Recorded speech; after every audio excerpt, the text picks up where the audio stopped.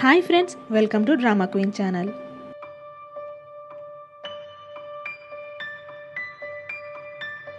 ఇక్కడేమో మన శివాన్ మిన్ ఇద్దరు కూడా డిన్నర్ కోసం బయటికి వెళ్ళింటారనమాట. అలా వాళ్ళు భోంచేస్తూ ఉండినప్పుడు మా పేరెంట్స్ ఇద్దరు ప్రేమ లేకుండా ఉండడం గమనించి అరేంజ్ మ్యారేజ్ మీద విరక్తి పుట్టింది. చేసుకుంటే లవ్ మ్యారేజే చేసుకోవాలని అనుకున్నాను, కానీ నీతో పెళ్ళైన తర్వాత అరేంజ్ మ్యారేజ్లో కూడా లవ్ ఉంటుంది అని నాకు నమ్మకం ఇప్పుడే కుదిరింది అని శివాన్ అన్న వెంటనే అవును అని అంటుంది. పాపం మీ మమ్మీ చాలా అప్సెట్గా ఉన్నట్లున్నారు, ఎందుకు నువ్వు జువాన్ని కన్విన్స్ చేయవు అని అంటే, లేదు నాకు కూడా వాడు ఎంత బాధపడుతున్నాడో అర్థమవుతుంది నా ఎక్స్పీరియన్స్ వల్ల అని అంటాడు. ఎక్స్పీరియన్సా అని అంటే, అదేం లేదు, ఇప్పుడు అది తీసుకొస్తే ఆక్వర్డ్గా ఉంటుంది అని ఆగిపోతాడు. కానీ అలా మాటల్లో నా ఫస్ట్ లవ్ గురించి ఎలా మర్చిపోతాను అని చెప్పి ఆగిపోతాడు. ఏంటి ఫస్ట్ లవ్వా అని మనం మిన్ చాలా జెలసీగా ఫీల్ అవుతుంది. అంటే మీ మమ్మీకి నీ ఫస్ట్ లవ్ అంటే ఇష్టం లేదు కాబట్టి బ్రేకప్ చెప్పుకొని బలవంతంగా నన్ను పెళ్లి చేసుకున్నావన్నమాట అని తన కోపం మొత్తం ఫుడ్ మీద చూపిస్తుంది. అదేం లేదు అది అని చెప్తున్నా కూడా అస్సలు పట్టించుకోదు. అలా వాష్రూమ్లోకి వెళ్ళిన శివాన్ ఎందుకు అలా చెప్పావు అని తనని తను అద్దంలో తిట్టుకుంటూ, కానీ ఒక విషయం, తనకి కోపం వస్తుంది అని అంటే నా మీద ఇంట్రెస్ట్ ఉంది, అందుకే తను జెలసీగా ఫీల్ అవుతుంది అని హ్యాపీగా బయటికి వస్తాడు. అలా వాళ్ళిద్దరు కోపంగా అక్కడి నుండి వచ్చేసేటప్పుడు కరెక్ట్గా ఒక అతను వచ్చి మన మిన్ని పలకరిస్తాడు. ఒప్పా అనుకుంటూ చాలా హ్యాపీగా పలకరిస్తుంది అతన్ని. ఒప్పానా, ఎంత క్లోజ్ మీరిద్దరు అని ఆలోచిస్తూ ఇప్పుడు మన శివాన్కి జెలసీ స్టార్ట్ అవుతుంది. అలా అతను వచ్చి మన శివాన్ని పలకరిస్తే కొంచెం చైల్డిష్గా బిహేవ్ చేస్తాడు. ఇక్కడేమో వీళ్ళు ముగ్గురు కలిసి ఆ రెస్టారెంట్కి వెళ్తారు. చాలా ఇబ్బంది పడుతూ ఇరుక్కొని వీళ్ళిద్దరు కూర్చొని ఉంటారు. ఏదో పెద్ద మంచి రెస్టారెంట్లో టేబుల్ని రిజర్వ్ చేశా అని చెప్పాడు, ఇదే నా రెస్టారెంట్, కనీసం ప్లేస్ కూడా సరిగా లేదు అని అంటే, లాస్ట్ మూమెంట్లో ఉన్న ఒకే ఒక టేబుల్ని కష్టపడి సంపాదించి రిజర్వ్ చేశాను, అయినా ఇద్దరి పార్టీని ముగ్గురు వచ్చేటట్టు చేసింది నువ్వేకా అని వెళ్ళి జువాన్ మీద కోప్పడతాడు. అలా వాళ్ళు మాట్లాడుకుంటూ ఉన్నప్పుడే, అసలు చెప్పాలంటే మీరిద్దరు కలవడానికి కారణం నేనే అని అన్న వెంటనే జువాన్ ఏం చెప్పాలో అర్థం కాదు, ఏం జరిగిందో అర్థం కాదు, ఏమైంది అని షాక్లో వింటాడు. ఆ రోజు నువ్వు రాత్రి ఏడుస్తూ జువాన్ని మిస్ అవుతున్నావు అని చెప్తే నేనే కదా జువాన్కి ఫోన్ చేసి రమ్మని చెప్పాను, కాబట్టి ఫస్ట్ స్టెప్ నేనే కదా నీతో వేయించాను. తర్వాత జువాన్ స్పెయిన్కి వెళ్ళిపోతున్నాడు, ట్రాన్స్ఫర్ అయిపోతున్నాడు అని బాధపడుతుంటే నేనే కదా నీకు బూస్ట్ ఇచ్చి వెళ్ళి చెప్పుపో, ఇప్పుడు కాకపోతే ఎప్పుడు అని బలవంతం పెట్టడంతోనే కదా నువ్వు పరిగెత్తుకుంటూ వెళ్ళి జువాన్కి నీ ఫీలింగ్స్ని ఎక్స్ప్రెస్ చేశావు. కాబట్టి మీరిద్దరు ఇప్పుడు కలుసున్నారంటే కారణం నేను, మీరు థ్యాంక్స్ నాకే చెప్పుకోవాలి అని అంటాడు. అంతలో యోన్సోకి వాళ్ళ తమ్ముడి దగ్గర నుండి కాల్ వస్తుంది.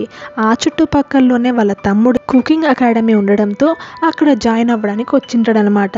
అక్కడ క్లాసెస్ ఎలా ఉన్నాయి, వాళ్ళ లెక్చరర్స్ ఎవరున్నారు అని మాట్లాడడం కోసం నువ్వు కుదిరితే రమ్మని మన యోన్సోకి కాల్ చేయడంతో అక్కడికి వెళ్ళేసి వస్తాను, అంతవరకు మీరిద్దరు ఇక్కడే ఉండండి అని చెప్పి బయలుదేరుతుంది. ఇక్కడేమో ఇంటికి వచ్చిన మిన్తో మన శివాన్, ఆ అబ్బాయి ఎవరు, నువ్వు అంత క్లోజ్గా ఒప్పా అని పిలుస్తున్నావు, మీరిద్దరు చాలా క్లోజా అని అడిగితే కావాలనే మన శివాన్ని రెచ్చగొట్టడానికి అవును తన నా ఫస్ట్ లవ్ అని చెప్తుంది. దాంతో మన శివాన్కి చాలా కోపం వస్తుంది. ఏంటి నువ్వు ఇప్పటికీ ఇంకా నీ ఫస్ట్ లవ్తో కాంటాక్ట్లో ఉన్నావా అని శివాన్ అంటే, నువ్వు ఇంకా నీ ఫస్ట్ లవ్ని మర్చిపోలేకున్నావు కదా, నేను కూడా నా ఫస్ట్ లవ్ని మర్చిపోలేకున్నాను, ఎందుకంటే మేమిద్దరం అంతగా ప్రేమించుకున్నాం మరి అని అంటే, అవును నేను కూడా నా ఫస్ట్ లవ్ని ఎంతగానో ప్రేమించాము, 3 years రిలేషన్షిప్లో ఉన్నాం మేము అని గొప్పలు చెప్పుకొని పడుతుంటే, సరే అలా అయితే ఇంకెప్పుడు జీవితంలో ఎవరిని ప్రేమించకు అని చెప్పి కోపంగా మిన్ అక్కడి నుండి వచ్చేస్తుంది. అలా వీళ్ళిద్దరూ మరీ సిల్లీగా ఫస్ట్ లవ్ విషయంగా గొడవ పడినందుకు కొంచెం ఇరిటేటెడ్గా ఫీల్ అవుతాడు. ఇక్కడేమో ఇప్పుడు వీళ్ళిద్దరే ఉన్నారు కాబట్టి మన జువాన్ లీతో తనకు రిజిగ్నేషన్ పార్టీ ఇస్తున్నారు అని అంటే తనని ఇంకా ప్రేమిస్తున్నారా అని అడుగుతాడు.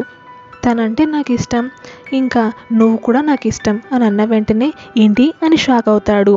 అవును మీరిద్దరంటే నాకు చాలా ఇష్టం, మిమ్మల్ని చూస్తుంటే నన్ను నేను చూసుకున్నట్లు అనిపిస్తుంది, నువ్వు ఎలా అయితే తన కోసం నీ ఫ్యామిలీని వదిలిపెట్టి వచ్చేసావు, నేను నా ప్యాషన్ కోసం నా ఫ్యామిలీని అలానే వదిలిపెట్టి వచ్చేసాను అని లీ అన్న వెంటనే తన ఫ్యామిలీకి నచ్చకపోయినా తను యోన్సోన్ని ప్రేమిస్తున్నాడన్న విషయం లీకి ఎలా తెలుసు అని షాక్ అవుతాడు.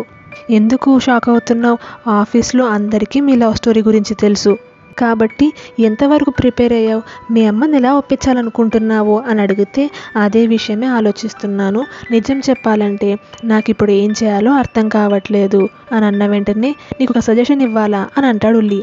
సరే ఇవ్వు అని అనడంతో నువ్వు ఒక పని చెయ్యి. ఇంతవరకు నువ్వు మీ అమ్మకి ఎదురెళ్ళావు కాబట్టి ఇలా బిహేవ్ చేస్తూ వచ్చావు. కానీ తను నీ విషయంగా ఎందుకు అలా స్ట్రిక్ట్గా ఉందనేది ఆలోచించి ఒక్కసారి తన మాట విని చూడు. తను ఏమంటుందో చూసి దాన్ని బట్టి తనని ఒప్పించడానికి ట్రై చెయ్యి అని అంటాడు. అలా వాళ్ళిద్దరూ యోన్సో వచ్చేసరికి చాలా బాటిల్స్ తాగేసింటారు. ఏంటి, నేను వచ్చేలోపే ఇంత తాగేశారా అని యోన్సో షాక్ అవుతుంది. యోన్సోతో జువాన్, నేను ఇంతవరకు లీని సైకోపాత్ అనుకున్నాను కానీ చాలా మంచి వ్యక్తి, గొప్ప వ్యక్తి అని నాకు ఇప్పుడే అర్థమైంది. ఇప్పటి నుండి నేను మిమ్మల్ని అన్నయ్య అని పిలిచొచ్చా? మీరు మీ ప్యాషన్ కోసం కష్టపడి మీ ఫ్యామిలీ నుండి దూరంగా వచ్చేసి దాన్ని సాధించుకున్నారు. చిన్నగా ఉన్నప్పటి నుండి నాకు కూడా అలాంటిది ఒక ప్యాషన్ ఉండింది. కానీ మా ఫ్యామిలీకి ఎదురెళ్ళలేక నేను దాన్ని కోల్పోయాను. కానీ మీరు అలా కాదు కాబట్టి మీరు నాకు ఇన్స్పిరేషన్ లాగా అంటూ పొగుడతాడు. ఏంటి, ఒకరంటే ఒకరు అస్సలు పడని వీళ్ళిద్దరూ ఇంత క్లోజ్ అయిపోయారా ఇంతసేపట్లోనే అని షాక్ అవుతుంది యోన్సో. తర్వాత వీళ్ళు ముగ్గురు కలిసి కరోకే రూమ్కి వెళ్తారు. అక్కడ వీళ్ళిద్దరూ గట్టిగా పాటలు పాడుతూ చాలా బాగా ఎంజాయ్ చేస్తారు. ఇప్పుడు సీన్లో నెక్స్ట్ డే మార్నింగ్ మన జువాన్కి మెలకు వచ్చేసరికి వాళ్ళ ఇంట్లో ఉంటాడనమాట. రాత్రి ఏం జరిగింది, నేనేం పిచ్చి పనులు చేయలేదు కదా అని అనుకుంటూ ఉండంగానే రాత్రి తను ఏం చేశాడో గుర్తొస్తుంది. అలా ఫుల్గా తాగి వాళ్ళ అమ్మ దగ్గరికి వెళ్ళి నేను ఇంటికి వచ్చేసానమ్మా అని చెప్తాడు. అలా కింద పడబోతూ ఉంటే వాళ్ళమ్మ వెళ్ళి పట్టుకుంటుంది. అమ్మ, నువ్వు తప్పు చేశావు అని అంటే, అవును, నిన్ను కింద పడకుండా కాపాడి తప్పే చేశాను అని అంటుంది. యోన్సోని జాబ్ నుంచి ఎందుకు తీసేశావు? తను నా గర్ల్ ఫ్రెండ్ అవ్వడానికంటే ముందు మన కంపెనీలో ఎంతో కష్టపడి ఎంతో సిన్సియర్గా వర్క్ చేసిన ఒక ఎంప్లాయీ. అలా ఎలా జాబ్లో నుండి తీసేసావు నువ్వు అని అంటే, రేపొద్దున నీకు మొత్తం అంతా వదిలిన తర్వాత అప్పుడు మాట్లాడదాము అంటూ వాళ్ళ అమ్మ వెళ్తుంటే, చిన్నగా ఉన్నప్పటి నుండి నీ కోసం నేను అన్ని త్యాగం చేశాను, నాకెంతో ఇష్టమైనవన్నీ వదులుకున్నాను. చిన్నగా ఉన్నప్పటి నుండి మన జువాన్కి స్కల్ప్టింగ్ అంటే చాలా ఇష్టం అన్నమాట. అలా తనకు అంత ఇష్టమైన దాన్ని వాళ్ళ అమ్మకి చూపించాలని చాలా ఆతృతగా వెయిట్ చేస్తూ ఉంటాడు. వాళ్ళ అమ్మ ఏమో బిజినెస్ ట్రిప్లో ఉంటుంది. అలా 1 వీక్ తర్వాత వాళ్ళ అమ్మ బిజినెస్ ట్రిప్ నుంచి తిరిగి వచ్చేసరికి వాళ్ళ అమ్మ కోసం ఒక రోజుని మొత్తం స్కల్ప్ట్ చేసి పెట్టింటాడు. వాళ్ళ అమ్మ రాగానే ఎంతో ప్రేమగా అది వాళ్ళ అమ్మకి చూపించి, నీ కోసం నేను ఇది చేశానమ్మా, నాకు ఇప్పుడు అర్థమైంది, నాకు స్కల్ప్టింగ్ అంటే ఇష్టం, నేను ఒక స్కల్ప్టర్ అవుతాను అని చెప్తాడు. వెంటనే వాళ్ళ అమ్మకి చాలా కోపం వస్తుంది. జువాన్, నాకు అన్నిటికంటే ఏది ఇష్టం లేదో చెప్పు అని అడగడంతో, ఏదైతే మనం చేయకూడదో అది చేస్తే నీ కోపం వస్తుందమ్మా అని వెంటనే ఆ స్కల్ప్టింగ్ని వెనక దాపెట్టేసుకుంటాడు. మరి ఆ విషయం గుర్తుపెట్టుకో, ఇలాంటి పిచ్చి ఆలోచనలు రానివ్వకుండా నువ్వు ఇంతవరకు చేసిన స్కల్ప్టింగ్ చాలు, ఇంకా చేయాల్సిన అవసరం లేదు అని చెప్తుంది. అలా అందుకు జువాన్ చాలా బాధపడతాడు. తనంతా ఇష్టపడి ఎంతో కష్టపడి చేసిన తన స్కల్ప్టింగ్ బొమ్మలన్నిటినీ వాళ్ళ పని మనిషి పడడానికి తీసుకెళ్ళిపోతుంది. తన చేతిలో వాళ్ళ అమ్మ కోసం స్కల్ప్ట్ చేసిన ఆ రోజుని మాత్రం తను అలానే ఎత్తిపెట్టుకుంటాడు. ఆ విషయాన్ని చెప్పి, అలా జరిగిన తర్వాత నుండి నీ కోసం ఇంతవరకు నేనంటూ నా కోసం ఒక డ్రీమ్ని కూడా కనలేదు, కానీ ఇప్పుడు నేను యోన్సోతో పాటు ఉంటే చాలా హ్యాపీగా ఉంటానమ్మా, నన్ను అలా హ్యాపీగా ఉండనివ్వు ప్లీజ్ అని అడుగుతాడు. అది విన్న వెంటనే వాళ్ళ అమ్మ కళ్ళలో నీళ్ళు వచ్చేసింటాయి.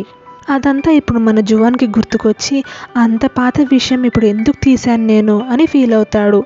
అలా ఫ్రెష్ అయ్యి హాల్లోకి వచ్చేసరికి వాళ్ళ అమ్మ టీ తాగుతూ ఉంటుంది. అంత పాత విషయం నేను తీసుకొచ్చిండకూడదు, అందుకు సారీ అమ్మ, నిన్ను బాధ పెట్టాలన్నది కాదు, నిన్ను బ్లేమ్ చేయాలన్నది నా ఉద్దేశం కాదు.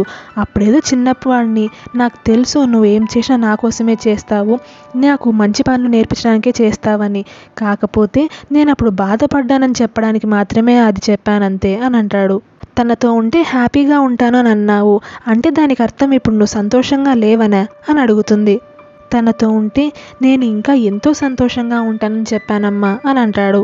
నేను నీకు ఒక మంచి అమ్మని కాలేకపోయిండొచ్చు, నిన్ను చిన్నగా ఉన్నప్పటి నుండి ప్రతిదీ ఫేస్ చేయడానికి ఒక టఫ్ బాయ్ లాగానే పెంచాలని చూశాను. అలాగే మీ అన్న విషయంలో నా మాట విన్నందుకు ఇప్పుడు హ్యాపీగా ఉన్నాడు కాబట్టి నువ్వు కూడా అలానే ఉంటావని అనుకున్నాను, కానీ నువ్వు వాడితో కంపేర్ చేస్తే చాలా డిఫరెంట్ అన్న విషయం నాకు ఇప్పుడే అర్థమవుతుంది. నువ్వు సంతోషంగా ఉండకూడదన్నది కాదు నా ఉద్దేశం. ఇప్పుడు నేను నా అమ్మాయిని ఎలా ఫేస్ చేయాలి అనుకుంటూ అక్కడ నుండి వెళ్ళిపోతుంది. అంటే వాళ్ళమ్మ మెల్లమెల్లగా వాళ్ళ పెళ్ళికి ఒప్పుకుంటుంది అని అనుకుంటాడు మన జువాన్. వెంటనే యోన్సోకి ఫోన్ చేస్తాడు. ఏం చేస్తున్నావు అని అంటే, ఏం లేదు ఖాళీగానే అని చెప్పడంతో, నీకు ఒక గుడ్ న్యూస్ చెప్పాలి అని వాళ్ళమ్మ మెల్లమెల్లగా ఓపెన్ అప్ అయ్యి వీళ్ళ పెళ్లి విషయం ఒప్పుకునేటట్టుందన్న విషయం చెప్పిన వెంటనే యోన్సో చాలా హ్యాపీగా ఫీల్ అవుతుంది. Thanks for watching. మీకు మా వీడియో నచ్చినట్లయితే ప్లీజ్ మా ఛానల్ని సబ్స్క్రైబ్ చేయండి. Thank you.